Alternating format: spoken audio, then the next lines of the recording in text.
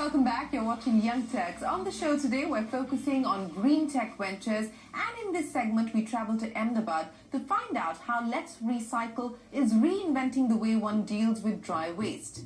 Founded by Sandeep Patel in 2012, Let's Recycle has to date facilitated the recycling of over 16,000 metric tons of waste, mitigating 55,200 metric tons of carbon dioxide that would have otherwise been released into the atmosphere had the waste ended up in a regular landfill.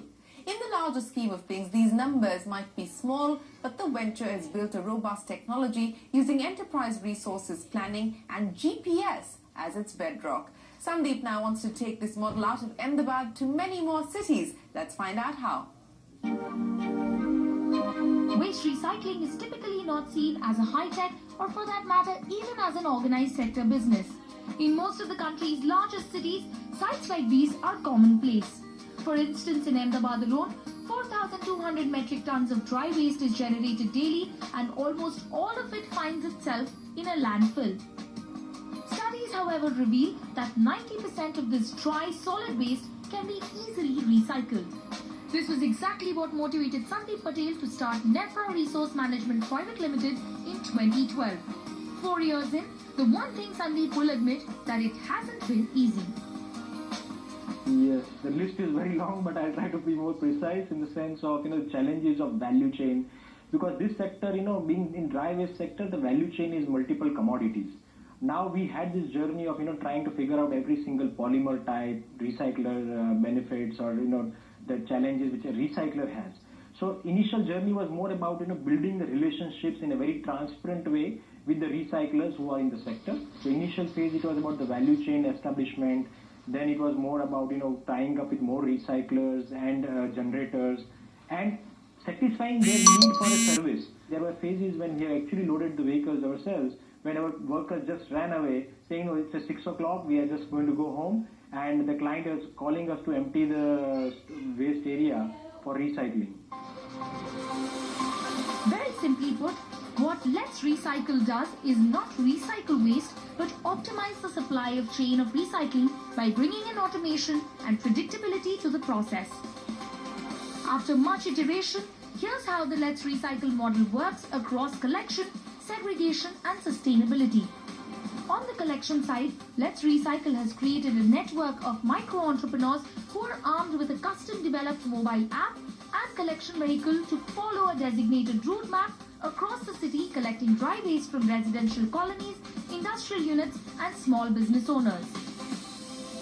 Waste coming into the material recovery facility is sorted and segregated by a mechanized process and sent across to authorized recyclers. Some of the waste is processed in-house by women who have been upskilled and provided with social security as well. So we have a cycle time of about 24 hours where material comes in and it goes out. Everything is tracked to the software, how much came in, what went out, what was the composition. So we exactly track the generation point, who generates what.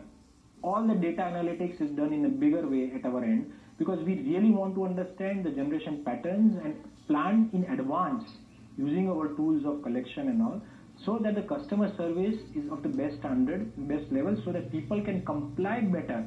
Because in waste sector we have learned one thing very clearly is, if the pickup service is consistent, people are ready to be part of the model.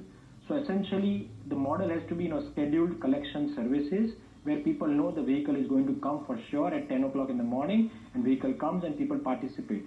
So if the vehicle is not coming, then of course the participation level of segregation of waste also will go down. And of course, government programs like Swachh Bharat Abhiyan have also helped bring focus to waste management. Meanwhile, in the corporate sector, the new Waste Management Rule 2016, which emphasizes the extended producer responsibility guidelines for all FMCG players, has meant that Let's Recycle works with companies like Tetra Pak, Coca-Cola, Godrej and Amul to help them meet their obligations. Sandeep plans to close the financial year with a top line of 20 crore rupees. Today, our collection costs have been optimized, our MRF costs have been optimized, and we know exactly what level of cost to expect in what stage of the business and how to control that. Our revenue purely comes from recyclables.